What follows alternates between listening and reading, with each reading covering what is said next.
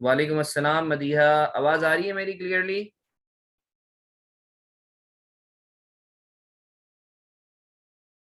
मेरी आवाज आ रही है आप लोगों को?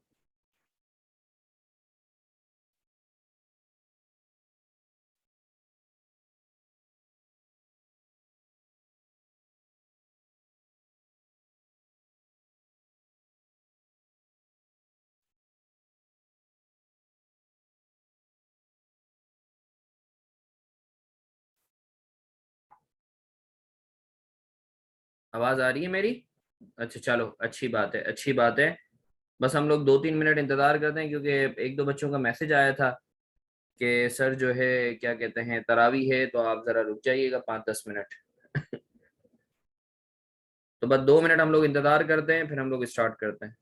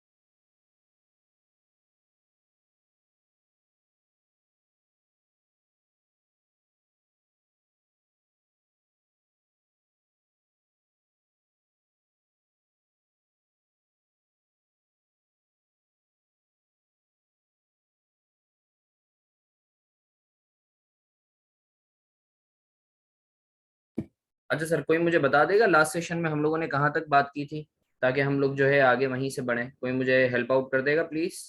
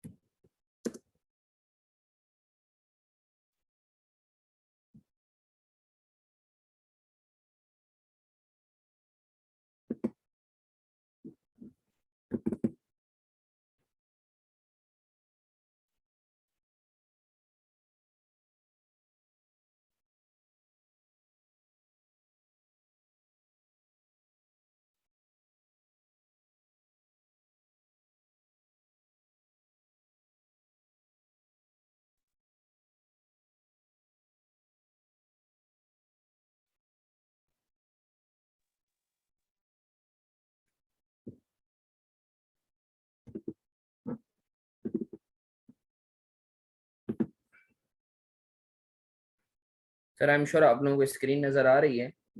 लास्ट सेशन में जो है हम लोगों ने IFRS 9 स्टार्ट किया था, जो कि मैंने तुम लोगों को इसकी सिग्निफिकेंस भी बताई थी इस अटेम्प्ट के लिए। सर एक्चुअली IFRS 9 के हवाले से मैंने आप लोगों से, बल्कि मैंने जो है बहुत सारे स्टैंडर्ड्स के जितने भी रिलेवेंट हैंडआउट्स हैं और मटेरियल हैं वंस एंड फॉर ऑल मैंने आप लोगों से शेयर कर दिया है, ताकि आप लोगों को कुछ इशू ना हो। सर मैं एक दफ़ा डिस्कस कर लेता हूँ हम लोगों ने लास्ट सेशन में कहाँ तक बात की थी, फिर उसके बाद हम लोग आगे बढ़ते हैं, क्योंकि मुझे याद आ रहा है मैंने तुम लोगों को एक क्वेश्चन अटेम्प्ट करने के लिए दिया भी था। सर हम लोगों ने सबसे पहले बात की थी कि सर IFRS 9 जो है वो एक्चुअली कहाँ अप्लाई होता है, यानी IFRS 9 actually it's all about financial instruments. तो फिर हमने बात की थी कि सर फाइनेंशियल इंस्ट्रूमेंट क्या होता है। तो फाइनेंशियल इंस्ट्रूमेंट के हवाले से हमने पढ़ा कि सर ये एक ऐसा कॉन्ट्रैक्ट है जो एक पार्टी के बिहाफ पे फाइनेंशियल एसेट और दूसरी पार्टी के बिहाफ पे फाइनेंशियल लायबिलिटी या इक्विटी या दोनों क्रिएट करता है। फाइनेंशियल इंस्ट्रूमेंट एक ऐसा कॉन्ट्रैक्ट है जो एक पार्टी के बिहाफ पे फाइनेंशियल एसेट और दूसरी पार्टी के बिहाफ पे फाइनेंशियल लायबिलिटी या इक्विटी या दोनों क्रिएट करता है। सर फिर हमने पढ़ा कि सर फाइनेंशियल एसेट क्या होता है। सर फाइनेंशियल एसेट जो है या तो कैश हो सकता है, या कोई और कंपनी के शेयर्स हो सकते हैं जो आपके पास हैं। सही है ना, कोई और कंपनी के शेयर्स अगर आपने लिए हुए तो वो आपके लिए फाइनेंशियल एसेट है। या फिर आपका right to, contractual right to receive cash या फिर कोई और फाइनेंशियल एसेट जो है वो हो। फॉर एग्जांपल अगर आपने किसी को कोई सर्विसेज दी हैं और आपका राइट है कि आपको कैश मिलेगा या आपको शेयर्स मिलेंगे किसी दूसरी कंपनी के या उस कंपनी के, तो सर वो आपके लिए फाइनेंशियल एसेट कहलाएगा। और डेरिवेटिव एसेट, डेरिवेटिव एसेट हमारे कोर्स में नहीं है, मगर जो है मैंने तुम लोगों को आइडिया देने के लिए बताया था। अच्छा सर, फिर हमने पढ़ा कि फाइनेंशियल लायबिलिटी क्या होती है, इसके ऊपर इलस्ट्रेशन भी हमने की थी। फिर हमने पढ़ा सर फाइनेंशियल लायबिलिटी क्या होती है। तो तुम लोग सब ने मुझे बताया कि सर फाइनेंशियल लायबिलिटी जो है एक्चुअली फाइनेंशियल एसेट का रेप्लिका है, उसका मिरर इमेज है। अगर तो कॉन्ट्रेक्चुअल ऑब्लिगेशन टू पे कैश या कोई और फाइनेंशियल एसेट हो, अगर आपको देना हो कॉन्ट्रेक्चुअली किसी और को, तो वो फाइनेंशियल लायबिलिटी कहलाती है। अगर आपने किसी को कॉन्ट्रेक्चुअली देना है कैश या फिर कोई और फाइनेंशियल एसेट, ठीक है, तो वो आपके लिए फाइनेंशियल लायबिलिटी कहलाएगा। यहाँ हमने एक इम्पोर्टेंट नोट पढ़ा कि यार अगर तो आपने किसी से वादा किया है कि आप अपने शेयर्स दोगे, तो फिर ये फाइनेंशियल लायबिलिटी नहीं है, ये इक्विटी होगी। इट्स जस्ट लाइक कि आपने बोला कि यार आप मुझे माल दो और मैं आपको अपने शेयर्स दे दूंगा। सही है। और अकॉर्डिंगली डेरिवेटिव लायबिलिटी हमने आइडिया ले लिया था मगर हमारे कोर्स में है नहीं। हैविंग सेड दैट, सर फिर हमने पढ़ा कि देखो फाइनेंशियल एसेट जो है वो किस तरीके से क्लासिफाई होंगे। कोई ना कोई क्लासिफिकेशन होगी फाइनेंशियल एसेट्स की। फाइनेंशियल एसेट कितने तरीकों से क्लासिफाई हो सकते हैं? एक मिनट ना बच्चों।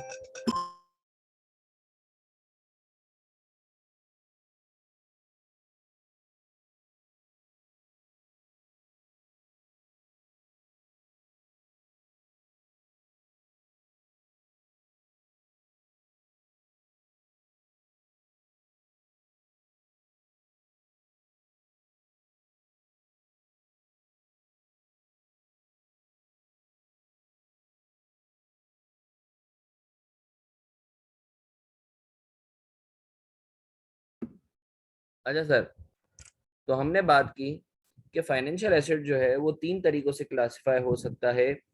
Fair value through PNL, fair value through OCI और अमोर्टाइज्ड कॉस्ट। ठीक है ना, हम फाइनेंशियल एसेट को फेयर वैल्यू थ्रू पीएनएल पे भी रख सकते हैं।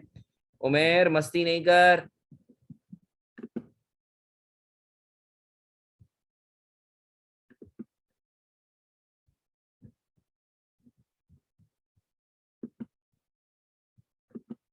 उमेर मस्ती क्यों कर रहा है? अच्छा जी सर, फिर हमने बात की कि सर फाइनेंशियल एसेट जो है वो फेयर वैल्यू थ्रू पीएनएल पे भी रख सकते हैं, आप चाहो तो फेयर वैल्यू थ्रू ओसीआई पे भी रख सकते हो, और आप चाहो तो अमोर्टाइज कॉस्ट पे भी रख सकते हो। फेयर वैल्यू थ्रू पीएनएल पे रखने का मतलब क्या है, आप फेयर वैल्यू पर रखोगे और जो भी चेंज होगा, फॉर एग्जांपल 100 रुपए का एसेट है उसकी वैल्यू 110 हो गई तो 10 रुपए से आप पीएनएल में चार्ज करोगे। या 100 रुपए का एसेट है उसकी वैल्यू 95 रुपीज हो गई तो 5 रुपए से लॉस चार्ज करोगे पीएनएल में। ठीक है। फेयर वैल्यू थ्रू ओसीआई का मतलब ये है कि सर आप फेयर वैल्यू पर रखोगे और जो भी चेंज आएगा फेयर वैल्यू के दरमियान उसको ओसीआई में चार्ज करोगे, अदर कॉम्प्रिहेंसिव इनकम। इसी तरीके से अमोर्टाइज्ड कॉस्ट पे भी जो है क्लासिफिकेशन है। फिलहाल तुम समझो अमोर्टाइज्ड कॉस्ट को तुम्हारी आसानी के लिए जितने पे खरीदा था वही अमोर्टाइज्ड कॉस्ट है फिलहाल फिलहाल फिलहाल। ठीक है। अब इंशाल्लाह थोड़े बड़े हो गए दिमागी तौर पे तो मैं बताऊंगा, प्रोबेबली आज की क्लास में बता रहा हूँ कि कॉस्ट और अमोर्टाइज्ड कॉस्ट में क्या फर्क होता है। अच्छा सर, फिर मैंने तुम्हें बताया कि देखो यार फाइनेंशियल एसेट जो है ना वो टेक्निकली तुम्हारी इन्वेस्टमेंट है, तुमने कहीं इन्वेस्टमेंट की हुई है। अब इन्वेस्टमेंट दो तरीकों से हो सकती है, या तो इन्वेस्टमेंट तुमने डेट की फॉर्म में की होगी, तुमने किसी को लोन दे दिया है, या फिर तुमने इन्वेस्टमेंट जो है इक्विटी के फॉर्म में की होगी कि तुमने किसी कंपनी के शेयर्स ले लिए। सही है ना। इक्विटी इन्वेस्टमेंट, जरा ये वाला एरिया देखो, इक्विटी इन्वेस्टमेंट इसको देखो। हमने डेट इन्वेस्टमेंट अभी तक नहीं की थी, हमने ये किया था इक्विटी इन्वेस्टमेंट, ये नजर आ रहा है ना, इक्विटी इन्वेस्टमेंट। तो सवाल ये पैदा होता है सर इक्विटी इन्वेस्टमेंट क्या अमोर्टाइज्ड कॉस्ट पे क्लासिफाई हो सकती है? नहीं सर, कभी भी नहीं हो सकती। कभी भी क्यों नहीं हो सकती ये बताऊंगा। फिर हमने बात की कि सर क्या equity investment fair value through OCI पे या फेयर वैल्यू थ्रू पीएनएल पे? यस हो सकती है, बिल्कुल हो सकती है। याद रखो equity investment by default fair value through PNL पर होगी। अलबत्ता इक्विटी इन्वेस्टमेंट जो है फेयर वैल्यू थ्रू ओसीआई पे हो सकती है, अगर तो आप ये तीन चार बातों का ख्याल रखो। वो तीन चार बातें क्या हैं? सर कंपनी ये साबित कर सके कि ये जो इन्वेस्टमेंट है ये लॉन्ग टर्म पर्पजेस के लिए है, स्ट्रेटेजिक इन्वेस्टमेंट है और कंपनी डे वन पे इसे डेजिग्नेट करेगी। फॉर एग्जांपल कोई भी शेयर्स होंगे तो उसे डे वन पे डिसाइड करना होगा कि फेयर वैल्यू थ्रू ओसीआई पे रख रहे हैं, सही है। और ये इरिवोकेबल है, एक दफा इसको फेयर वैल्यू थ्रू ओसीआई पे रख लिया तो दोबारा इसको रिक्लासिफाई नहीं कर सकते। और जितने भी गेन्स या लॉसेस होंगे सिवाय डिविडेंड इनकम के वो हमेशा ओसीआई में चार्ज होंगे, सही है ना। उसके ऊपर भी मैंने तुम्हें एक इलस्ट्रेशन जो है वो करवाई थी, बल्कि मैंने तुम लोगों को दी थी। अभी तक ये हमने अटेम्प्ट की थी या नहीं की थी? मैंने करवाई थी ये वाली इलस्ट्रेशन अटेम्प्ट या नहीं?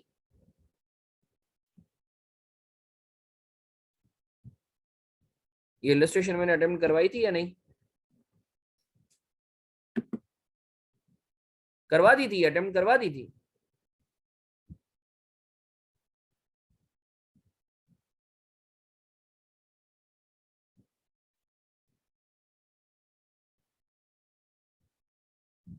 ओके मैं करवा देता हूँ। ओके मैं करवा देता हूँ। अच्छा सर, इससे पहले हम लोगों ने एक और चीज पढ़ी ट्रांजैक्शन कॉस्ट के हवाले से कि सर ट्रांजैक्शन कॉस्ट का क्या करेंगे। अगर फॉर एग्जांपल आप जब भी इन्वेस्टमेंट करते हो तो कोई ना कोई ट्रांजैक्शन कॉस्ट जो है वो इनकर हो रही होती है। तो सवाल ये पैदा होता है कि सर ट्रांजैक्शन कॉस्ट को आप क्या करोगे? आप एसेट की कॉस्ट का हिस्सा बनाओगे या फिर आप उसको एक्सपेंस आउट करोगे? तो सर हमने पढ़ा था कि फेयर वैल्यू थ्रू ओसीआई के अंदर एसेट की कॉस्ट का हिस्सा बनाएंगे और फेयर वैल्यू थ्रू पीएनएल में एक्सपेंस आउट करेंगे। हमने यहां तक बात की थी, फिर मैंने तुम्हें क्वेश्चन करने के लिए दिया था। तो आओ आज मैं तुम्हें ये क्वेश्चन सॉल्व करवाता हूँ, सही है। अच्छा, just to make you understand, मैं काम करता हूँ थोड़ा सा तुम लोगों को जो है ना इसके ऊपर और ट्विस्ट क्रिएट करता हूँ। मैं यहाँ लिख देता हूँ कि 30 नवंबर को जब ये 114 का हुआ, shares were disposed of. Shares जो है ये हमने डिस्पोज ऑफ कर दिए। इस डेट पर हमने शेयर्स डिस्पोज कर दी, सही है ना। Just to make the things more complicated and comprehensive.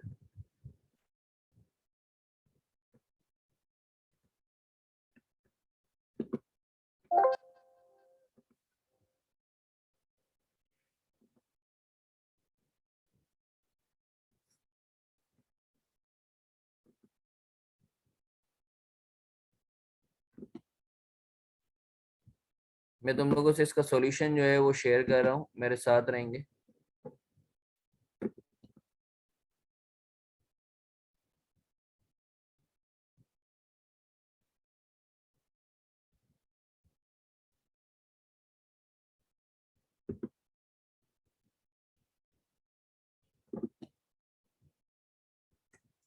Sir Excel sheet नजर आ रही है?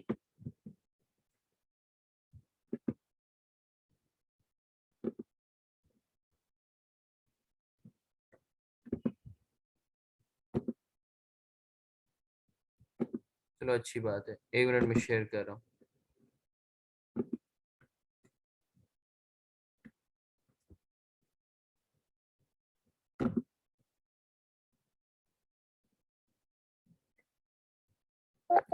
अच्छा सर, ये इसका सॉल्यूशन है, ठीक है। मैं रिक्वेस्ट करूंगा कि तुम लोगों में से कोई जो है ना इसकी तस्वीर लेके जरा ग्रुप पे भी डाल दे बाकी बच्चों के भले के लिए। सर 1 जनवरी को जब हमने एसेट खरीदा, सही है ना, मैं इसको एक्सेल शीट भी तुम्हारे सामने, 5,000 शेयर्स हमने खरीदे हैं, 100 रुपए का एक। और ट्रांजेक्शन कॉस्ट जो इनकर हो रही है वो 2% हो रही है। अच्छा, हमें पता है कि फेयर वैल्यू थ्रू पीएनएल के अंदर ट्रांजेक्शन कॉस्ट को जो है वो हम एक्सपेंस आउट करते हैं। तो सर ये देख लो, 1 जनवरी को जब मैंने एसेट खरीदा, मैंने एंट्री क्या पास की है? Financial asset debit cash credit, सही है। मैंने एंट्री क्या पास की? Financial asset debit cash credit. Sir ये 5 लाख कैसे आया?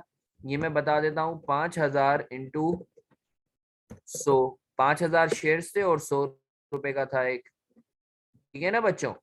एक शेयर 100 रुपए का, मानते हो या नहीं मानते? ये 5 लाख कैसे आया? आगे बढ़े।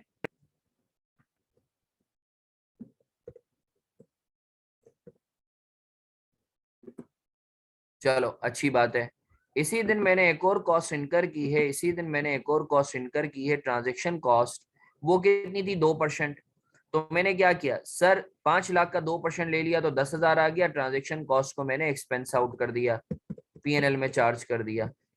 सही है ना, ट्रांजैक्शन कॉस्ट को मैंने पीएनएल में चार्ज कर दिया। सर एंट्री क्या पास की मैंने, transaction cost debit cash credit. Sir ये कैसे आया, 5 लाख इंटू 2%। सही है, आजा सर।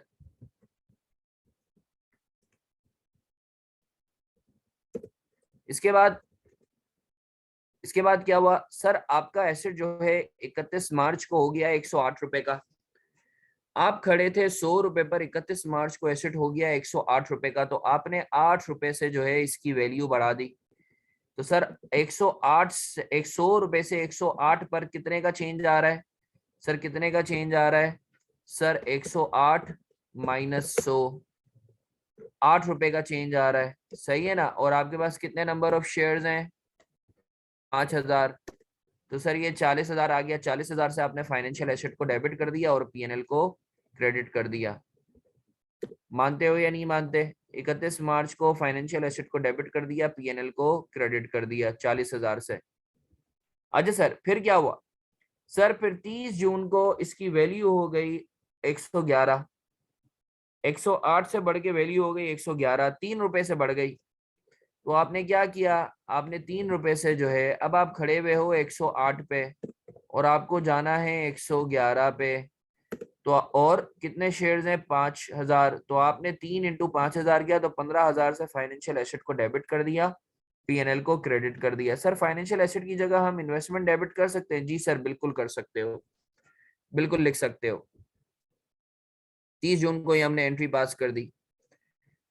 अच्छा सर फिर क्या किया सर, पे 30 जून को ये बोलता है, ये आखिरी लाइन पढ़ो ये वाली, बोलता है डिविडेंड अमाउंटिंग ₹4 पर शेयर वाज अनाउंस्ड ऑन 30 जून।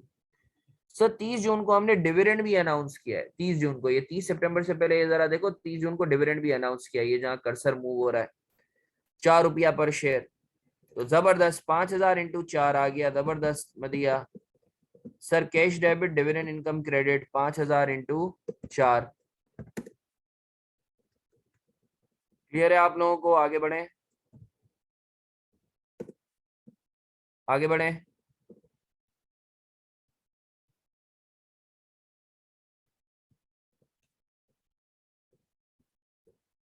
अच्छा सर फिर क्या हुआ, फिर 30 सितंबर को वैल्यू 1 रुपए से कम हो गई, 111 से 110, तो आपको क्या हो गया, लॉस। तो आपने क्या एंट्री पास की, 5,000 into 1, PNL debit financial asset credit 5,000 से। फिर 30 नवंबर को, अच्छा आप देखो 30 नवंबर को हुआ क्या है, एक तो आपकी वैल्यू भी बढ़ी है, और दूसरा मैं अज्यूम करवा रहा हूं तुम्हें फॉर योर बेटर अंडरस्टैंडिंग कि हमने 30 नवंबर को इस एसेट को डिस्पोज भी कर दिया है। सही है ना, मैं इधर लिख भी देता हूं, assume that asset is disposed of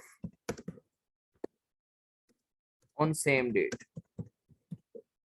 मैं अज्यूम करवा रहा हूं कि भाई मैंने इस एसेट को इसी दिन बेच भी दिया। अब बताओ क्या करेंगे। तो सर अब इसको देखना, एक डायरेक्ट एंट्री है और एक जो है तोड़ तोड़ के एंट्री है। सबसे पहले ये देखो, ये तोड़ तोड़ के जो एंट्री मैं पास करवा रहा हूँ इसको देखो, ये जो तोड़ तोड़ के एंट्री पास करवा रहा हूँ इसको देखो। सर मुझे बताओ, आप खड़े हुए थे 110 पे, आपको 114 पे सबसे पहले जाना है, तो कितने रुपए से आप रीवैल करोगे, 4 रुपए से। तो financial asset debit PNL credit कितने से, 5,000 इंटू 4, 20,000। अब जब आप बेचोगे तो जाहिर सी बात है ट्रांजेक्शन कॉस्ट भी इनकर होगी, 2% की ट्रांजेक्शन कॉस्ट होती है ना। ट्रांजेक्शन कॉस्ट कैसे आएगी भाई, जितने पैसे मिलेंगे उसका 2%, आपको मिलेंगे एक शेयर पे कितने, 114, 114। आपके पास शेयर्स कितने हैं, 5,000, और आपकी ट्रांजेक्शन कॉस्ट कितनी इनकर हो रही है, 2%। क्लियर है, तो ट्रांजेक्शन कॉस्ट जो है ये आप एक्सपेंस आउट करोगे, transaction cost debit cash credit 11,400 से। क्लियर है आपको ये वाली एंट्री नंबर 2। अच्छा सर फिर आप कैश की एंट्री बनाओगे कि जब आपको कैश मिला, कैश कितने से मिलेगा आपको, 114 इंटू 5,000। क्लियर है बच्चों, क्लियर है, ये एंट्री कैसे पास हुई, कोई सवाल। कोई सवाल? ऊपर ये जो 20, अच्छा ये 30 सितंबर तो हमने पास कर ली, ये जो कंबाइन एंट्री है 30 नवंबर वाली उसको छोड़ दो, और के बाद जो मैंने येलो हाईलाइट किया हुआ है उसको देखो, फिर कंबाइन एंट्री भी बनाता हूँ। अच्छा, अब सर कुछ बच्चे जो है माशाल्लाह थोड़ा सा प्रो चलते हैं, तो वो डायरेक्ट जो है क्या कहते हैं, वो शायद बोले कि सर अगर हम लोग डायरेक्ट एंट्री बना लें तो आओ मैं तुम लोगों को डायरेक्ट एंट्री भी जो है वो बता देता हूँ।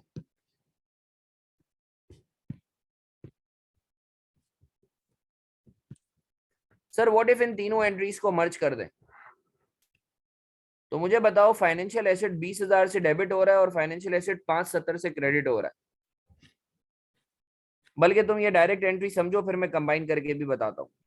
देखो यार, अगर तुम डायरेक्ट एंट्री बनाना चाहते हो तो तुम्हारे पास कैश कितना आ रहा है? तुम्हारे पास कैश जो आ रहा है वो 5,000 शेयर्स है, एक शेयर बिकेगा 114 में, और तुम्हें 98% मिलेंगे क्योंकि 2% की ट्रांजेक्शन कॉस्ट है। तुम्हारी बुक्स में फाइनेंशियल एसेट आ कितने का रहा है? 550 का आ रहा है। क्यों? क्योंकि तुम तो 30 सितंबर की वैल्यू लेके बैठे हुए हो। ये फाइनेंशियल एसेट कितने का आ रहा है? 550 का। भाई अभी हमने देखा ना, 30 सितंबर पर हमने इसको 110 का वैल्यू किया था। सही है सर, ये 550 का कैसे आ रहा है? 30 सितंबर पे 550 का आ रहा है, 5,000 इंटू 110, और इन दोनों का जो डिफरेंस है वो पीएनएल में चार्ज होगा। अब सर अगर तुम ये एंट्री देखो और ये जो 30 नवंबर वाली है, तो तुम्हारा जो है यही एंट्री बनेगी। देखो, फाइनेंशियल एसेट 20,000 से डेबिट और फाइनेंशियल एसेट 570 से क्रेडिट। तो अगर तुम ये बात नोट करो तो देखो, फाइनेंशियल एसेट 550 से क्रेडिट, तुम्हारे पीएनएल में 20,000 से जो है गेन चार्ज हो रहा है, और पीएनएल में ट्रांजैक्शन कॉस्ट चार्ज हो रही है। अगर इन दोनों को नेट ऑफ करो तो तुम्हारे पास जो है नेट पीएनएल में 8,600 का गेन है। और अगर तुम कैश को 570 से डेबिट करो और 11,400 से भी क्रेडिट करो, तो नेट बेसिस पे देखो कैश तुम्हारा डेबिट हो रहा है 558,600। तो कुछ बच्चे अगर डायरेक्ट करना चाहते हैं तो वो डायरेक्ट भी कर सकते हैं, कोई हर्ज वाली बात नहीं है। इसकी तस्वीर लेके जल्दी से ग्रुप पे डाल दो, और अगर कोई सवाल है तो मुझसे पूछ लो प्लीज।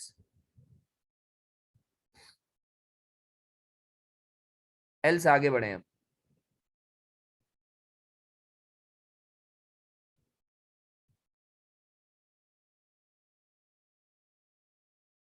आगे बढ़े।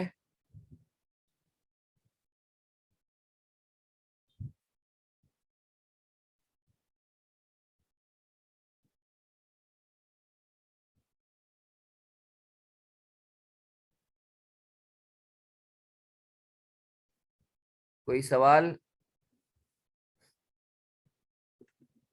कोई सवाल है तो मुझसे इसकी तस्वीर लेके ग्रुप पे डाल दो जल्दी से। इसकी तस्वीर लेके ग्रुप पे डाल दो।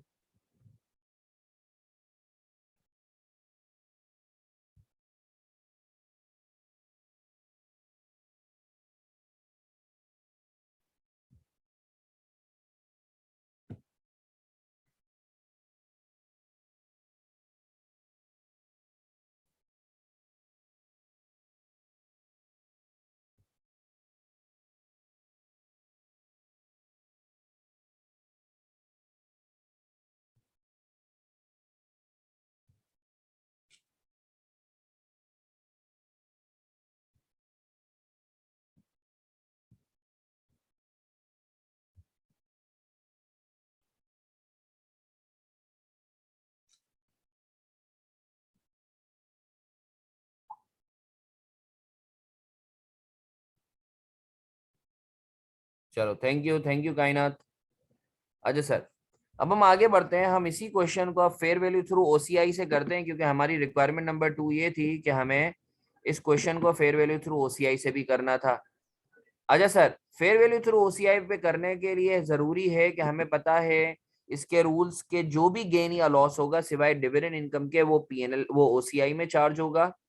और सर ट्रांजैक्शन कॉस्ट जो है वो एसिड की कॉस्ट का हिस्सा बनेगी, unlike fair value through PNL. अच्छा सर, अब अगर तुम देखो तो 1 जनवरी को हमने एसेट खरीदा है कितने का? आपको पता है 5,000 इंटू, बल्कि मैं तुम्हें एक शेयर है तुम्हारा 100 रुपए का। ट्रांजेक्शन कॉस्ट इनकर करते हो 2% की, तो इफेक्टिवली तुम्हें कितने का पड़ रहा है ये? अगर 100 इसकी कॉस्ट है 2% जो है वो क्या कहते हैं ट्रांजेक्शन कॉस्ट है, तो 1.02 सही है ना। 100 का 2% कितना होता है, 2 रुपया। तो इफेक्टिवली ये जो तुम्हें शेयर पड़ रहा है ये कितने का पड़ रहा है, 102 का एक शेयर, क्योंकि मैं ट्रांजेक्शन कॉस्ट को हिस्सा बना रहा हूँ। और नंबर ऑफ शेयर्स कितने खरीद रहे हो, 5000।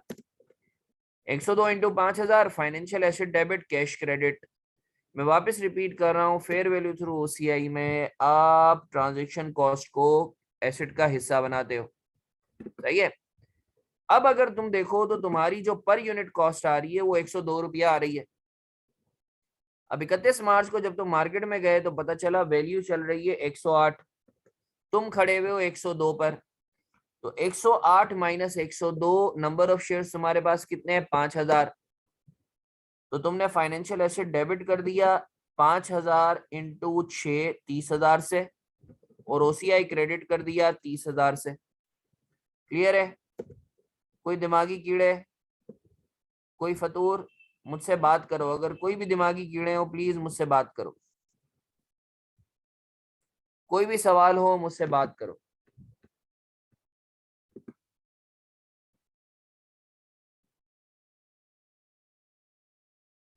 अच्छा सर, आगे बढ़ते हैं। फिर क्या हुआ, फिर 30 जून को वैल्यू हो गई, 30 जून को वैल्यू हो गई 111, 3 रुपए से बढ़ गई। तो तुमने क्या किया, 3 रुपए से जो है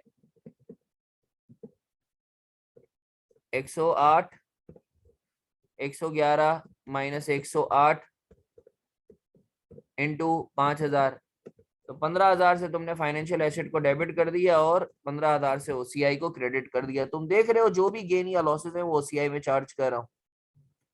और फिर 30 जून को आपको पता है डिविडेंड इनकम मिली है 4 रुपया पर शेयर, सही है ना, ये तो ऊपर भी। अच्छा, ये पीएनएल में चार्ज होगी, डिविडेंड इनकम पीएनएल में चार्ज होगी,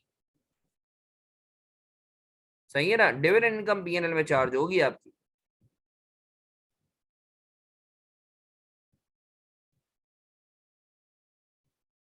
आगे बढ़े।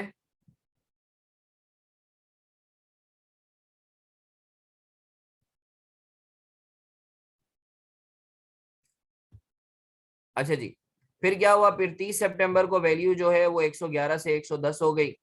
तो आपने क्या किया, लॉस बुक कर लिया, OCI debit financial asset credit. Now you can compare के वहां पीएनएल डेबिट करते थे, यहाँ ओसीआई डेबिट कर रहे हैं। अच्छा सर, अब 30 नवंबर को जो है वैल्यू हो गई है 114, और हम अज्यूम कर रहे हैं इस दिन हमने इस एसेट को बेच भी दिया है। हम अज्यूम कर रहे हैं इस दिन, अब ये एंट्री देखना, ये बड़ी जबरदस्त है, बहुत गौर से सुनना। सर 30 नवंबर को अगर कोई मुझसे पूछे, अगर कोई मुझसे पूछे तो मैं बोलूंगा भाई मेरे पास कैश कितना आ रहा है, भाई 114 रुपए इंटू 5,000। और आपको पता है 2% ट्रांजेक्शन कॉस्ट है, तो आपको 100% नहीं मिलेगा, 98% मिलेगा ना। या तुम 100 रुपए ये कर लो कि 100 रुपए लेके 2 रुपए दे दो, या नेट 98 रुपए ले लो, सही है ना। तो कैश आ गया 558 600। फाइनेंशियल एसेट आपकी बुक्स में कितने का आ रहा था, 550 का। सर आपको कैसे पता चला, भाई 30 सितंबर को 5000 इंटू 110 वैल्यू आ रही थी, ठीक है ना। और इन दोनों का जो डिफरेंस है वो क्या आ रहा है, वो ओसीआई आ रहा है, सही है। इन दोनों का जो डिफरेंस है वो क्या आ रहा है, ओसीआई आ रहा है। अच्छा सर, अब सवाल ये पैदा होता है, एक दिमाग में सवाल आता है पाकिस्तानी सिनेरियो में, जो कि बड़ा इंपॉर्टेंट भी है। अच्छा, तुम्हें ये पता है कि पाकिस्तान में जो है ओसीआई के थ्रू डिविडेंड डिस्ट्रीब्यूट नहीं कर सकते। तो शायद किसी के दिमाग में सवाल आए कि सर ये गेन जो है वो तो अब रियलाइज हो गया है। अगर कोई तुमसे पूछे तो तुम देखो ओसीआई तुम्हारी बुक्स में अभी 48,000 का आ रहा है, ये वो गेन है जो तुम डिविडेंड के नाम पे डिस्ट्रीब्यूट नहीं कर सकते। सर ये 48,600 कैसे आ रहा है, ये जरा देखो। 31 मार्च को 30,000 का गेन हुआ तुम्हें। एक मिनट, चार्जिंग लो हो रही है, मैं जरा चार्जर लेकर आऊं।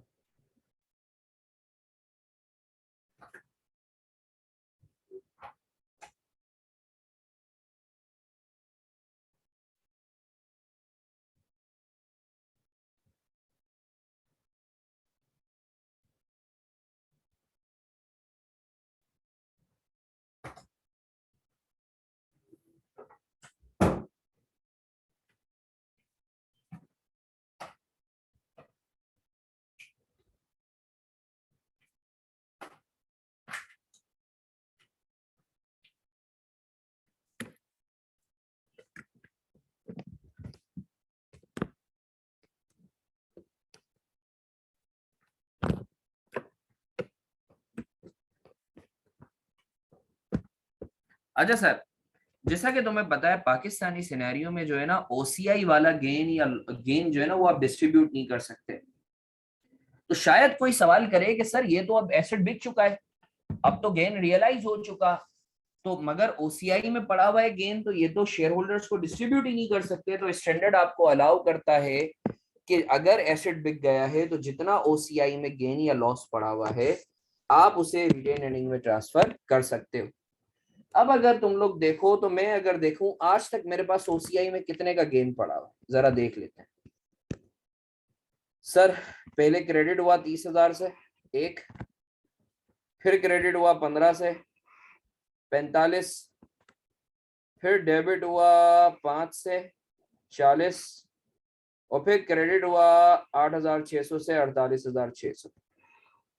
अब स्टैंडर्ड अलाउ करता है कि आप जितना ओसीआई में पड़ा हुआ है गेन आप चाहो तो उसे रिटेन अर्निंग में ट्रांसफर कर सकते हो। सर क्यों?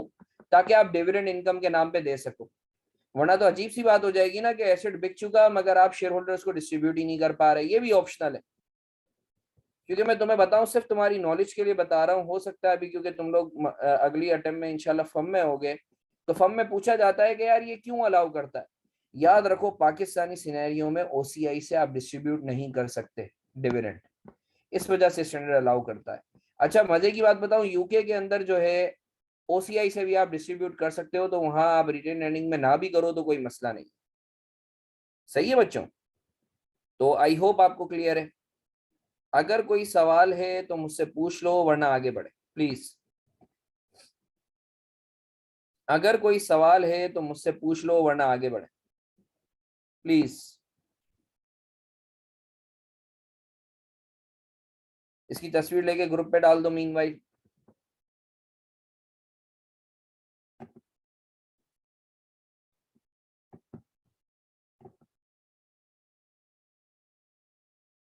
तस्वीर लेके ग्रुप पे डाल दो।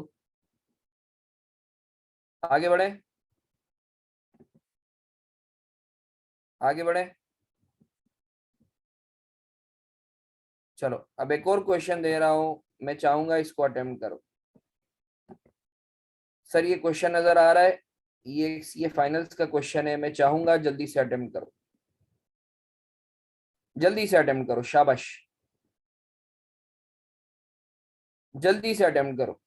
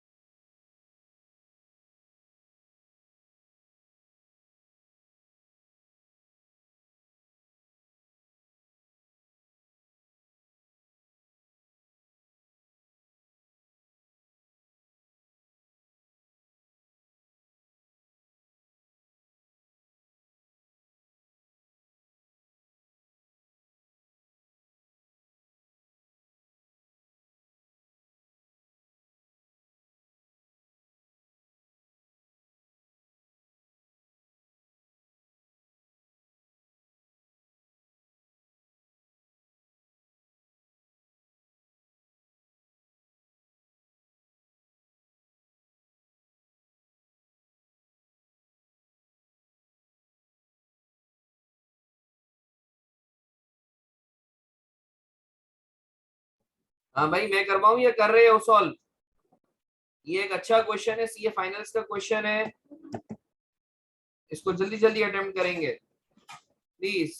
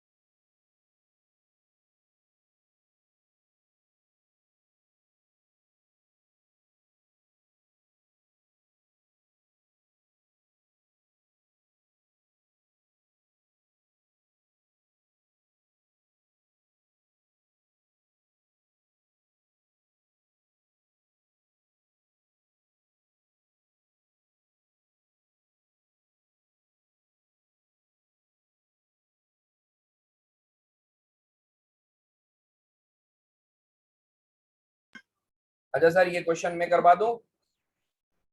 मेरे ख्याल से मैं करवा देता हूं ताकि हम लोग आगे बढ़े।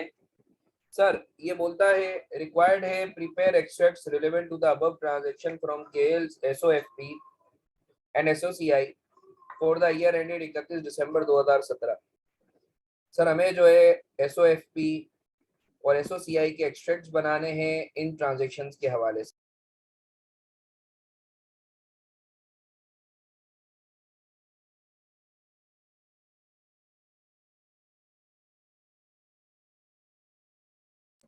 अब सर मैं रीड कर देता हूँ। ऑन 1 मई 2017, अच्छा इक्विटी इन्वेस्टमेंट्स है ये बता दिया। KL acquired following equity investment। Investment A जो है 100 मिलियन की, परचेज प्राइस ट्रांजैक्शन कॉस्ट है 2, टोटल पे कर रहे हो 102। इसी तरीके से इन्वेस्टमेंट जी जो है वो एक बी जो है वो 150 की, ट्रांजैक्शन कॉस्ट है 3 और टोटल है 103। इसी तरीके से ये बोलता है investment A was designated as measured at fair value through P&L। ए को हमने फेयर वैल्यू थ्रू P&L पर रखा है और बी को जो है हमने इररिवोकेबली इलेक्ट किया है at initial recognition at measured at fair value through OCI. और इन्वेस्टमेंट बी को जो है हमने ओसीआई पे रखा है। अक्टूबर 2017 में KL earned dividend of 12 and 9 million on investment A and B respectively. Dividend मिला है A और B पे 12 और 9 मिलियन, दोनों के दोनों P&L में जाएंगे। फिर ये बोलता है 20% of investment A and 30% of investment B was sold for rupees 23 million and rupees 50 million respectively. A की 20% इन्वेस्टमेंट और B की जो है 30% इन्वेस्टमेंट 23 मिलियन और 50 मिलियन में जो है वो बिकी है रिस्पेक्टिवली। अच्छा, ट्रांजैक्शन कॉस्ट के हवाले से बोलता है कि भाई ट्रांजैक्शन कॉस्ट जो है वो 2% हम लोगों ने पे की है, सही है। अच्छा सर, इसकी कैलकुलेशन अभी हम देखते हैं। फिर बोलता है 2017 के एंड पर जो फेयर वैल्यू बची हुई थी इन्वेस्टमेंट की, यानी जो बची भाई 20% इन्वेस्टमेंट ए की बेची तो बाकी तो 80% बची ना, तो ये बाकी 80% के हवाले से बता रहा है ए की वैल्यू 105 है। अगर डिस्पोज करते हैं तो ट्रांजैक्शन कॉस्ट इतनी है। बी की फेयर वैल्यू जो बची हुई है, हमने देखो ऊपर 30% बेच दी थी ना, तो 70% अभी भी बची हुई है, तो उसकी फेयर वैल्यू 130 2017 पे। ट्रांजैक्शन कॉस्ट अगर बेचते हैं तो इतनी है, तो नेट अमाउंट है इतनी। तो सर आओ हम इसको जरा जो है क्विकली देख लेते हैं कि किस तरीके से। पहले देखो, रिक्वायरमेंट एंट्रीज की नहीं है, रिक्वायरमेंट आपको एक्सट्रैक्ट बनाने एसओएफपी के और एसओसीआई के, मगर तुम्हारी अंडरस्टैंडिंग के लिए मैं इसकी एंट्रीज भी बना देता हूं। मगर उससे पहले मैं चाहूंगा तस्वीर लेके ग्रुप पे डाल दो इस क्वेश्चन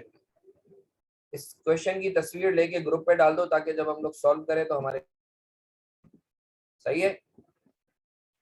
चलो यार आओ,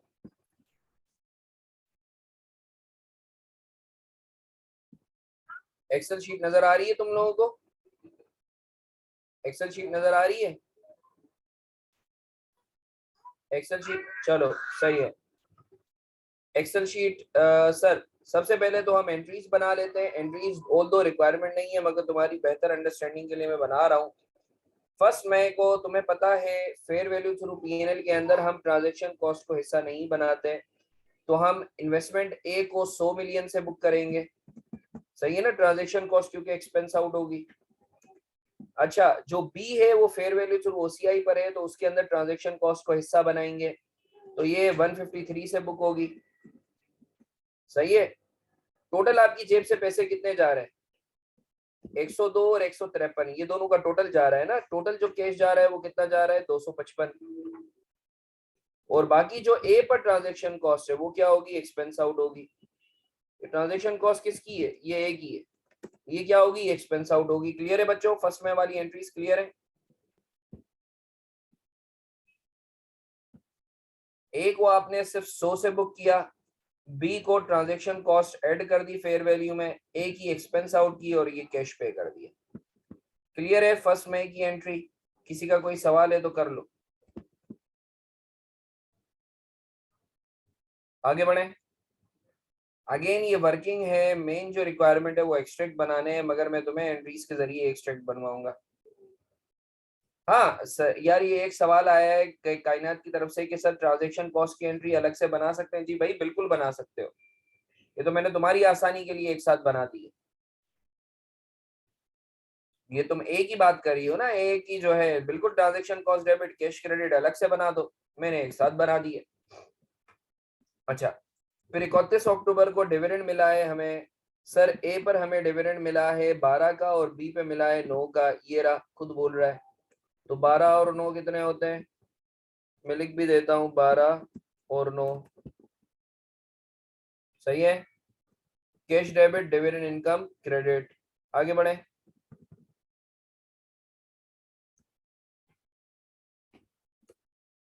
आगे बढ़े।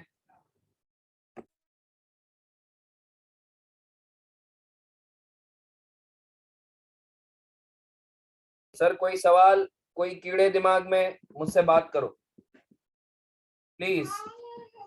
अच्छा सर, अब ये देखना, ये बड़ी इंपॉर्टेंट चीज है। अब डिस्पोजल एक एक करके जो है वो डिस्पोजल जो है वो हम लोग देखते हैं, ठीक है, एक एक करके बहुत गौर से देखना है इसको।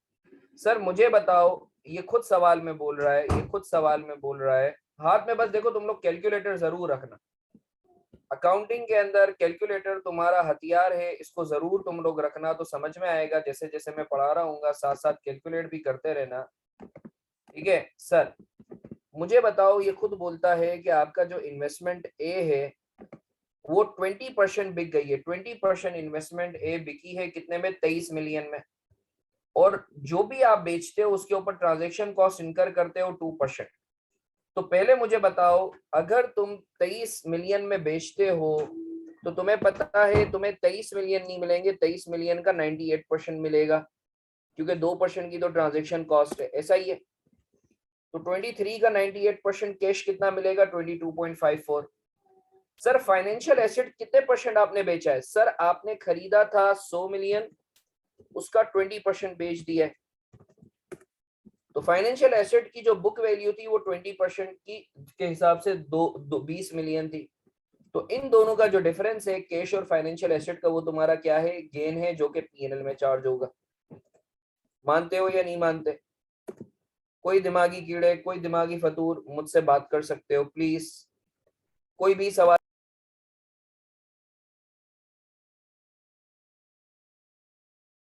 विदाउट एनी हेजिटेशन पूछ लो मुझसे। कोई सवाल है प्लीज पूछ लो मुझसे।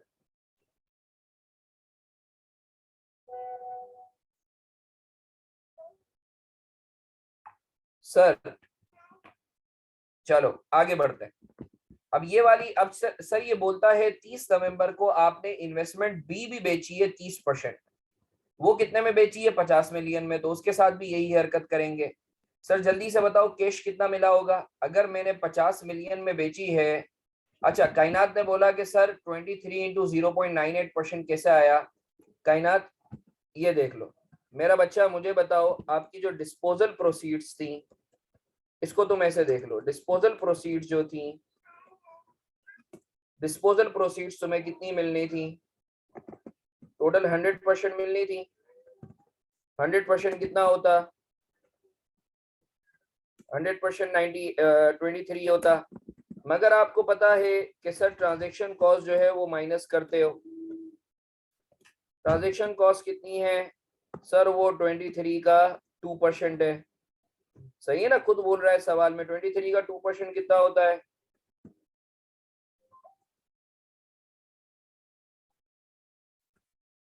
0.46। इसको मैं माइनस में लिख देता हूं। सही है? 22.54। अच्छा कायनात मेरा बच्चा, अगर 100% है डिस्पोजल प्रोसीड्स, 2% है ट्रांजेक्शन कॉस्ट, तो क्या मैं ये लिख सकता हूं कि मुझे नेट ऑफ ट्रांजेक्शन कॉस्ट जो पैसे मिल रहे हैं वो 23 का 98% मिल रहे हैं? हाँ लिख सकता हूं। हाँ तो मैंने डायरेक्टली जो है ये कर दिया। सही है ना?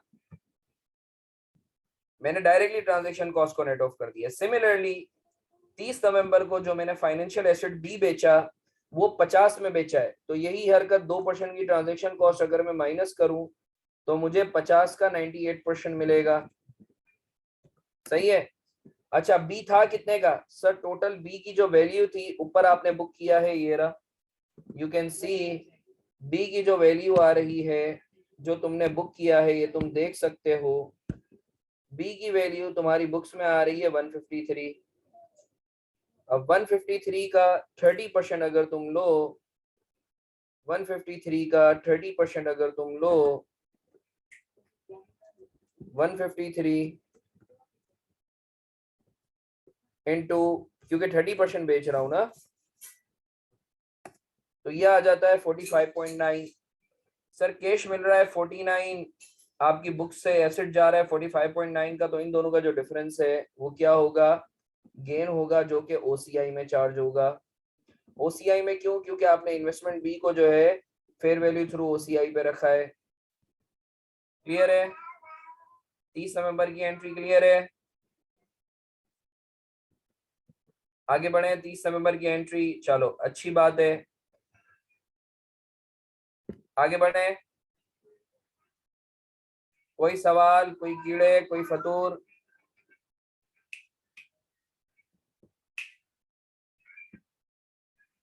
अच्छा सर, अब हम ईयर एंड पर आ गए। अब हमें मार्क टू मार्केट करना है ईयर एंड के ऊपर। आपको पता है ए और बी तो जो है आपने बुक वैल्यू पर रखी है, मगर ईयर एंड पर जो उनकी फेयर वैल्यू है हमें फेयर वैल्यू पर रखना है। इसने बताया हुआ है कि 2017 के एंड पर जो रिमेनिंग इन्वेस्टमेंट है उसकी फेयर वैल्यूज ये है, ए की फेयर वैल्यू 105 है, बी की फेयर वैल्यू 130 है। अच्छा मुझे तुम लोग जवाब दो कि फेयर वैल्यू पर जब करोगे आप ईयर एंड पर, तो क्या ट्रांजैक्शन कॉस्ट का इम्पैक्ट लोगे? ये जो ट्रांजैक्शन कॉस्ट दी हुई है, क्या इसको माइनस करके फेयर वैल्यू पर रखोगे या क्या करोगे, जरा मुझे बताओगे।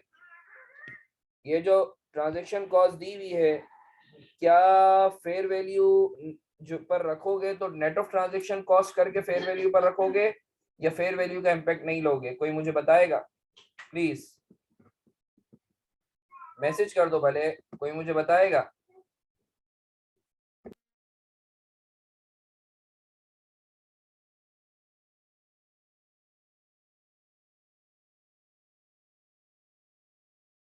सर याद रखो, ट्रांजैक्शन कॉस्ट का इम्पैक्ट उस वक्त लेते हो जब बेच रहे हो। ये तो आप बेच ही नहीं रहे, ये तो आप मार्क टू मार्केट कर रहे हो, फेयर वैल्यू पर रख रहे हो ना, आपके एसेट को फेयर वैल्यू पर ला रहे हो। तो ट्रांजैक्शन कॉस्ट यहाँ डिस्ट्रैक्टर है, इसको इग्नोर करना था।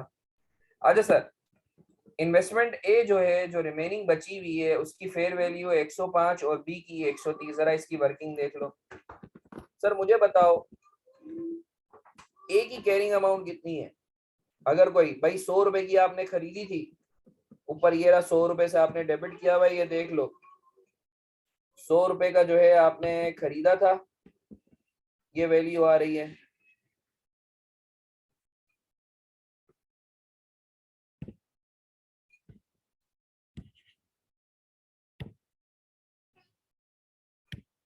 सौ रुपए का आपने खरीदा था, उसमें से 20 रुपए का बेच दिया, तो आज आपकी बुक्स में कितने पर आ रहा है? 80 पर। सिमिलरली बी जो है 153 की खरीदी थी, 45.9 वाली बेच दी, तो आज आपकी बुक्स में कितना आ रहा है? 107 पे। अब ए के हवाले से ये बोलता है, ए की जो फेयर वैल्यू है, ए की जो फेयर वैल्यू है वो कितनी है? ए की फेयर वैल्यू,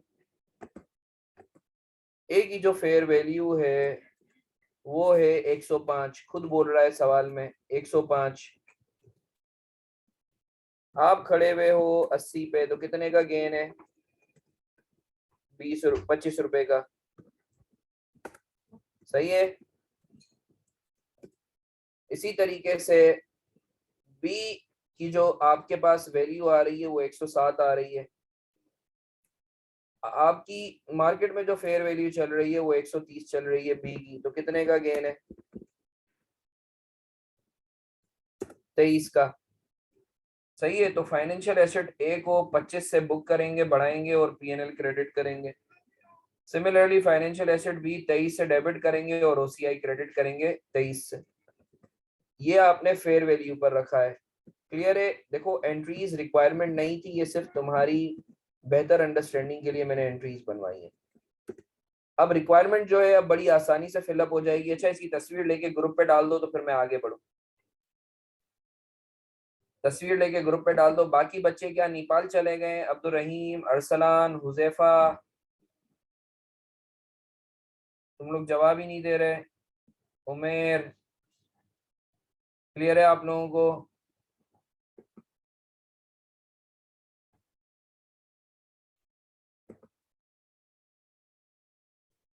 इसकी तस्वीर लेके ग्रुप पे डाल दी। इसकी तस्वीर लेके ग्रुप पे डाल दो तो हम लोग फिर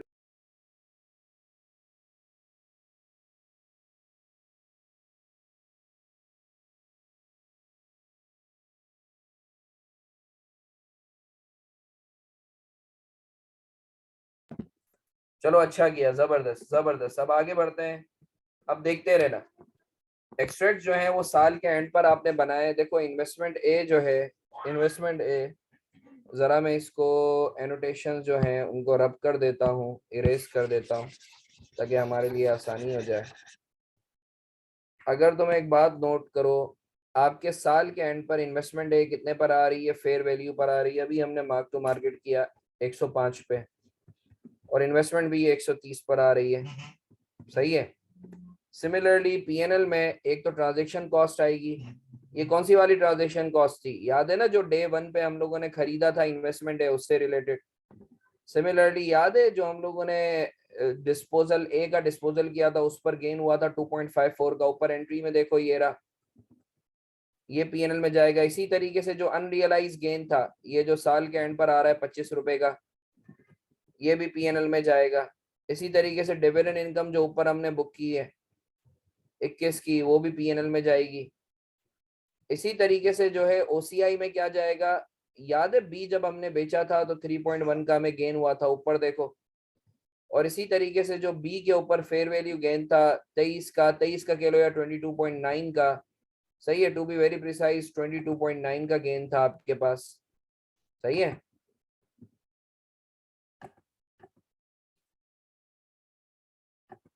तो सर इसके एक्सट्रैक्ट्स की भी तस्वीर लेके जो है ग्रुप पे डाल दो।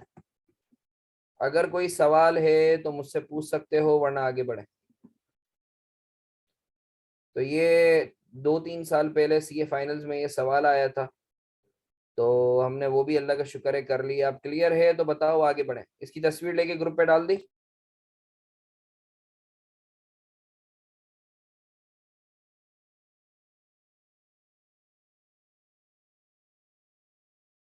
चलो अच्छी बात है, आगे बढ़ते हैं। अब सर अल्लाह का शुक्र है, हमने फेयर वैल्यू थ्रू, हमने इक्विटी इन्वेस्टमेंट के हवाले से देख लिया कि इक्विटी इन्वेस्टमेंट को हम कब फेयर वैल्यू थ्रू पीएनएल पर रखते हैं, कब फेयर वैल्यू थ्रू ओसीआई पर रखते हैं, और कब अमोटाइज कॉस्ट पर रखते हैं। अमोटाइज कॉस्ट का तो हमें पता है कि कभी भी इक्विटी इन्वेस्टमेंट नहीं आती, इक्विटी इन्वेस्टमेंट जो है नहीं आती, सही है ना। अच्छा, एक्सट्रैक्ट्स में क्या कायनात क्या एक्सप्लेन करूं, जरा मुझे बताओगी। एक्सट्रैक्ट्स में क्या तुम चाह रहे हो, क्या एक्सप्लेन करूं, मुझे थोड़ा बताओगे बच्चा। अच्छा देखो, अच्छा सर किस चीज को कहाँ पोस्ट करना है, मैं इसको बता देता हूँ। देखो कायनात भाई, जो बचपन में हम पढ़ते थे, मुझे बताओ, ये जो एसेट है, आपको पता है ना साल के एंड पे बनते हैं एक्सट्रैक्ट्स, एसओएफपी और एसओसीआई। और आपको पता है एसओएफपी में दो चीजें, तीन चीजें जाती हैं, एसेट, लायबिलिटी, कैपिटल। और एसओसीआई में इनकम और एक्सपेंस जाता है, ऐसा ही है ना सर। अब मुझे बताओ, एसेट तुम्हारे पास दो थे, ए और बी, उसकी फेयर वैल्यू पर तुमने रख दिया 105 और 130, क्लियर है, ठीक है, क्लियर है। पीएनएल के अंदर तुम्हारे इनकम और एक्सपेंस जाएंगे। एक तो ट्रांजेक्शन कॉस्ट पे तुम्हारा ट्रांजेक्शन कॉस्ट एक्सपेंस हुआ है 2 रुपए का, जो फेयर वैल्यू थ्रू पीएनएल वाली उस पे हुआ है। इसी तरीके से जो फेयर वैल्यू थ्रू पीएनएल पे जितना भी गेन हुआ है और जो भी डिविडेंड है वो तुमने पीएनएल में डाल दी। इसी तरीके से जो फेयर वैल्यू थ्रू ओसीआई पे तुम्हारा गेन हुआ है वो तुमने ओसीआई में डाल दिया। दो किस्म के गेन हुए हैं ओसीआई में, एक तो जो बी बेचा था उसके ऊपर गेन, और एक जो अनरियलाइज गेन बी पे हुआ था साल के एंड पे, वो गेन, ठीक है।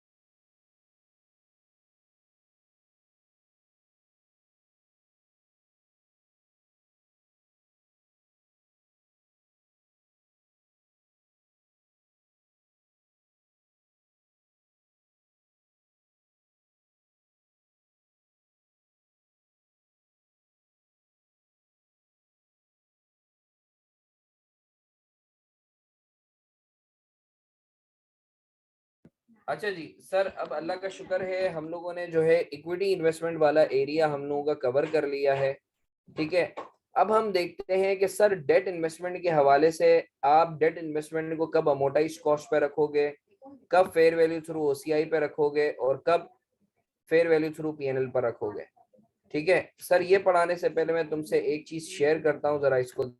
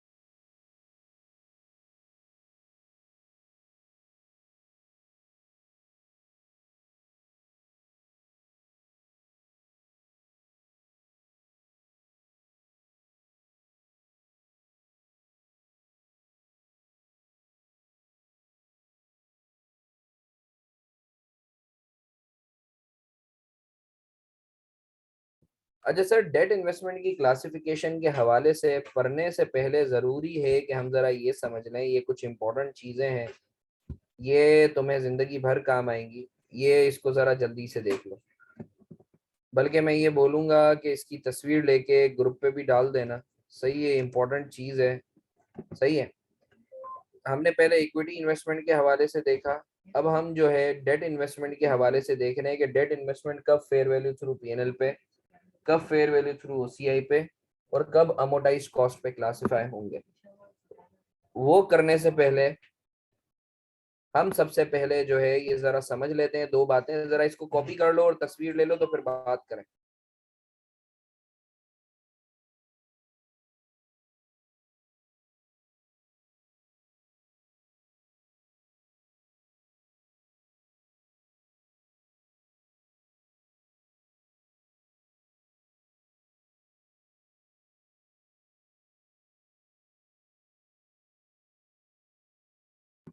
अच्छा सर देखो, याद रखो, कोई भी इन्वेस्टमेंट जब तुम करते हो ना, कोई भी इन्वेस्टमेंट करते हो तो दो बिजनेस मॉडल जो होते हैं,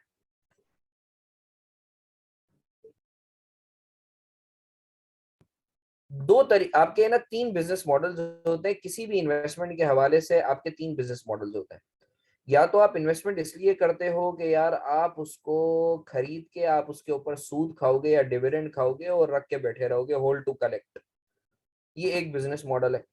या फिर आप इस नियत से खरीदते हो कि आप उसे बेचोगे, hold to sell, business model है ना।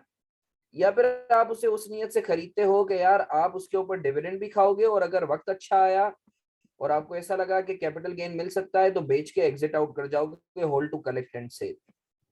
किसी भी इन्वेस्टमेंट के हवाले से ये तीन मॉडल्स होते हैं कंपनीज के पास, hold to collect, hold to sell और hold to collect and sell. अब वो कंपनी के ऊपर है, कोई इन्वेस्टमेंट कंपनी है, लेट्स से कंपनी ए के शेयर्स ली है और उसमें इरादा था कि बैठ के डिविडेंड खाएगी, तो हम बोलेंगे कि भाई इसका बिजनेस मॉडल इस इन्वेस्टमेंट के हवाले से होल्ड टू कलेक्ट है। अगर उसका इरादा था कि भाई उस शेयर्स को बेचेंगे, खरीदा इस नियत से कि बेचेंगे, तो होल्ड टू सेल। या फिर खरीदा इस नियत से कि डिविडेंड भी खाएंगे और अगर वक्त अच्छा आया तो बेच भी देंगे, तो हम बोलेंगे hold to collect and sell है। सही है। तो बिजनेस मॉडल के हवाले से किसी का कोई सवाल है तो पूछ लो, वरना आगे बढ़े।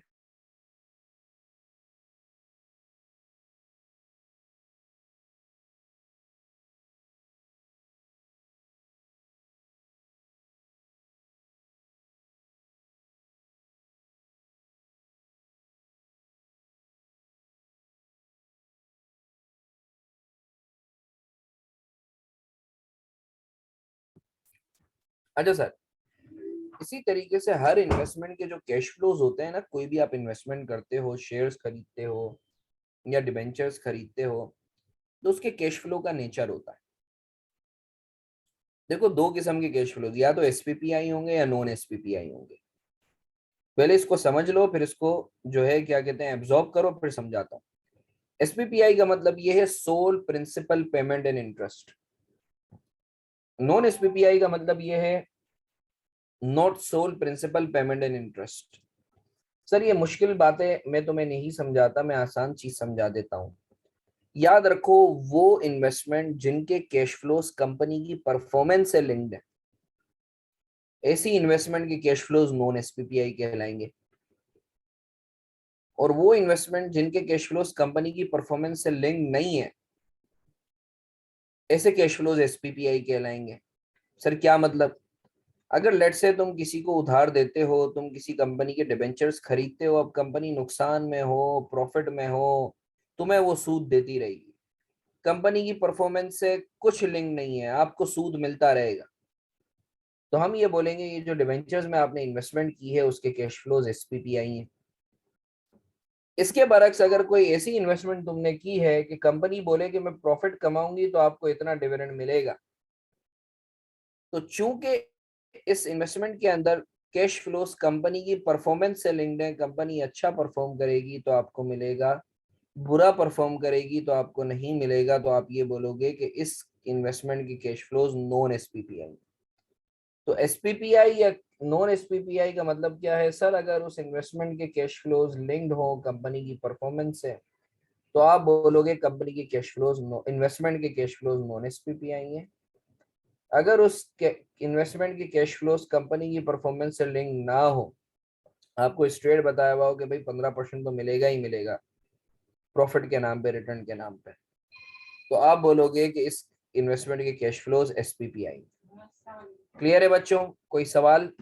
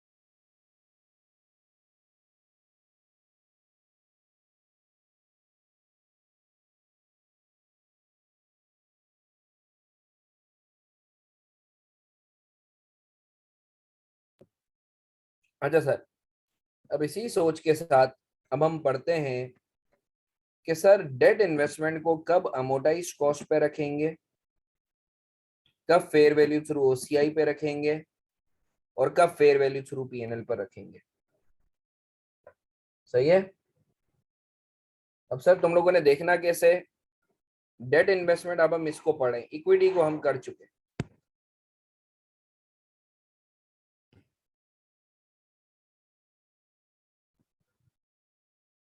क्या नोट में क्या लिखा है, क्या बोल रहे हो?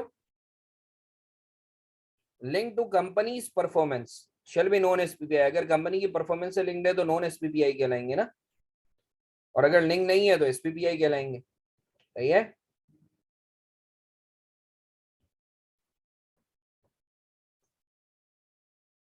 अच्छा सर, अब हम डेट इन्वेस्टमेंट के हवाले से बात कर रहे हैं। डेट इन्वेस्टमेंट के हवाले से देखो, डेट इन्वेस्टमेंट अमोटाइज कॉस्ट पे कब क्लासिफाई होगा, ये नोट 1 दिया हुआ है। फेयर वैल्यू थ्रू ओसीआई पे हो सकता है, यस हो सकता है, नोट 2 दिया हुआ है। फेयर वैल्यू थ्रू पीएनएल पे हो सकता है, यस हो सकता है, नोट 3 दिया हुआ है। अब ये नोट तुम लोग बाद में पढ़ना, पहले सुन लो, याद रखो। नोट 1 देखो, डेट इन्वेस्टमेंट को अमोटाइज कॉस्ट पे आप उस वक्त क्लासिफाई करोगे जब business model hold to collect हो और कैश फ्लोज एसपीपीआई हो। अगर तो ये दोनों बातें हैं तो आप उस इन्वेस्टमेंट को अमोटाइज कॉस्ट पे रखोगे। अच्छा सर, अगर आपका business model hold to collect and sell है, एंड सेल है, और कैश फ्लोज एसपीपीआई हैं, तो आप फेयर वैल्यू थ्रू ओसीआई पे रखोगे। सही है? आई होप आपको क्लियर है। और sir fair value through PNL पे कब रखोगे, याद रख लो, अगर कोई इन्वेस्टमेंट ना अमोटाइज कॉस्ट पे आएगी ना फेयर वैल्यू थ्रू ओसीआई पे आएगी, तो ये कचरा कैटेगरी है, वो फेयर वैल्यू थ्रू पीएनएल पे आएगी। मैं वापस रिपीट कर रहा हूँ, डेट इन्वेस्टमेंट को अमोटाइज कॉस्ट पे कब रखोगे, जब business model hold to collect है और कैश फ्लोज एसपीपी है। अगर सर आपका business model hold to collect and sell है और कैश फ्लोज एसपीपी आई है, तो आप फेयर वैल्यू थ्रू ओसीआई पे रखोगे। Sir fair value through PNL पे डेट इन्वेस्टमेंट को कब रखोगे, जब ना अमोटाइज कॉस्ट का क्राइटेरिया पूरा हो ना फेयर वैल्यू थ्रू ओसीआई का, तो उसको कहाँ फेंक दोगे, फेयर वैल्यू थ्रू पीएनएल में। मानते हो या नहीं मानते? एक डिबेंचर्स लिया कंपनी ने, इन्वेस्टमेंट की डिबेंचर्स में 10% कि भाई इसके ऊपर बैठ के सूद खाएंगे। Hold to collect business model, cash flows SPPI है, अमोटाइज कॉस्ट पे रखेगी कंपनी। अगर कंपनी बोलती कि भाई ये डिबेंचर्स जो है हम इसके ऊपर सूद खाएंगे, अगर कैपिटल गेन मिल रहा हुआ तो बेच के एग्जिट कर जाएंगे, तो business model hold to collect and sell है और कैश फ्लोज एसपीपीआई है, तो company fair value through OCI पे उस इन्वेस्टमेंट को रखेगी। और अगर ना अमोटाइज कॉस्ट वाला क्राइटेरिया पूरा होता है ना फेयर वैल्यू थ्रू ओसीआई वाला, तो उसको उठा के फेयर वैल्यू थ्रू पीएनएल में फेंक जाएंगे। फेयर वैल्यू थ्रू पीएनएल कचरा कैटेगरी है डेट इन्वेस्टमेंट के लिए। जब ना अमोर्टाइज कॉस्ट में जाता हो ना फेयर वैल्यू थ्रू ओसीआई पे, तो उसको फेयर वैल्यू थ्रू पीएनएल में फेंक देना। मानते हो या नहीं मानते? क्लियर है? क्लियर है? चलो अच्छी बात है। इसकी भी तस्वीर लेके ग्रुप पे डाल दो, इसकी भी तस्वीर लेके ग्रुप पे डाल दो।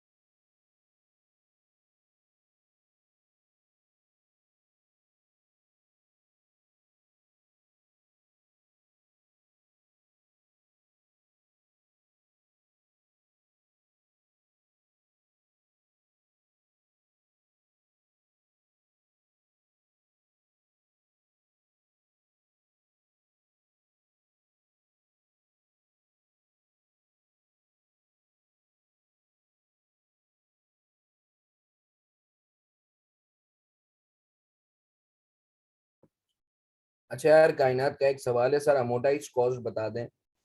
अमोर्टाइज कॉस्ट पे नेक्स्ट सेशन में बाकायदा मैंने इलस्ट्रेशन करवानी है तुम लोगों को, सही है ना?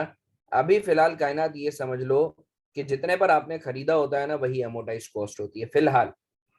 नेक्स्ट सेशन में मैं बाकायदा इलस्ट्रेशन के साथ आपको समझाऊंगा कि कॉस्ट और अमोर्टाइज कॉस्ट में क्या फर्क होता है। अभी फिलहाल ये समझ लो कि सर जितने पर खरीदा होता है जो कॉस्ट होती है वही अमोर्टाइज कॉस्ट होती है, सही है?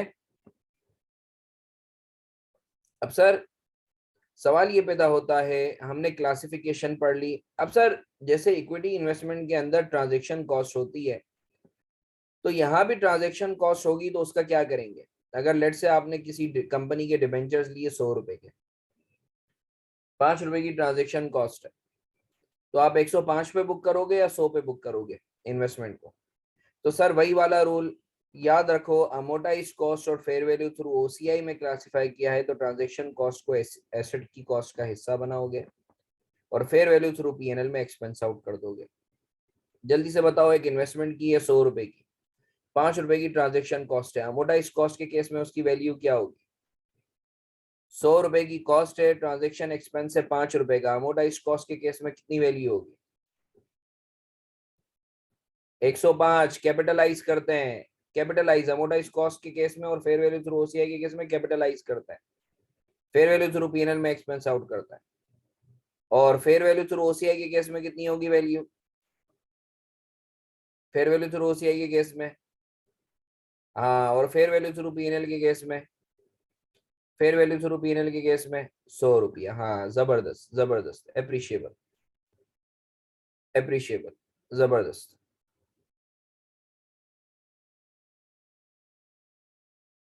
तो सर कोई और सवाल आप लोगों का इधर तक? कोई और सवाल?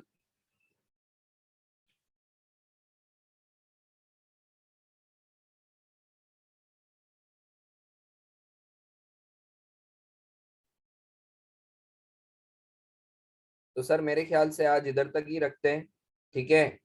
कल जो है रिवाइज करके आना, जितना भी पढ़ा है, भले रिकॉर्डेड लेक्चर लाजमी देख लो, ठीक है? क्योंकि कल हम लोग अमोर्टाइज कॉस्ट के हवाले से और डेट इन्वेस्टमेंट के हवाले से एक दो जो है इम्पोर्टेंट चीजें देखेंगे, तो उसके लिए तुम्हारा रिवाइज होना जरूरी है। और मैं तुम्हें बता रहा हूँ कि इस दफा 8 मार्क्स का IFRS 9 पे सवाल आएगा ही आएगा।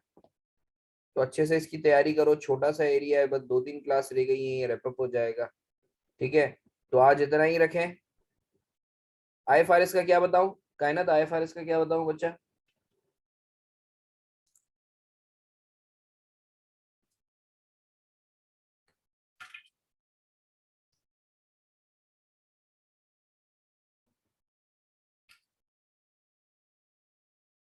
अच्छा कायनात, अभी टेंशन नहीं लो मुन्ना, मैं बता दूंगा तुम्हें, आईकेप से मिलती है डिस्काउंटेड प्राइस पे, वहां से ले लेना। वो मैं करना सिखाऊंगा, मैं बाकायदा स्टैंडर्ड जो है वो तुम लोगों को एक दफा आइडिया दे दूंगा। बिल्कुल बिल्कुल कर सकते हो, बिल्कुल कर सकते हो मदिया, बिल्कुल कर सकते हो, फील फ्री। भाई कोई भी सवाल हो तुम लोग विदाउट एनी हेजिटेशन मुझसे पूछ सकते हो, ठीक है ना?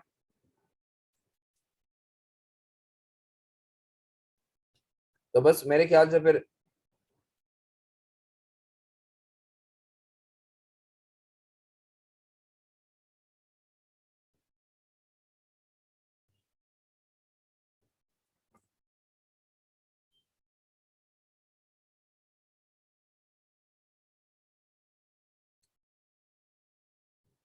कायनात इंशाल्लाह जो है एक मेजर एरिया, अच्छा एरिया मैं देख रहा हूँ, ठीक है ना?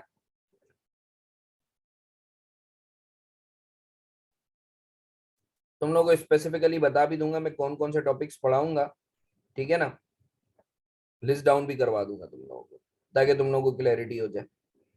तो फिर आज आज के लिए इतना ही रखते हैं, और नेक्स्ट सेशन के अंदर बस रिवाइज करके आना, कुछ इंपॉर्टेंट चीजें हैं हम लोगों ने डिस्कस करनी है। सही है, और टाइमली आ जाना, उसकी वजह यह है कि जो है मैं शुरू में ही जो है ना तुम लोगों को कुछ कॉन्सेप्चुअल चीजें बता रहा हूँ, जैसे अमोटाइज कॉस्ट और ये वाली चीजें। तो अपना बहुत सारा ख्याल रखो, इंशाल्लाह फिर मुलाकात होती है। Thank you. Allah Hafiz. Allah Hafiz.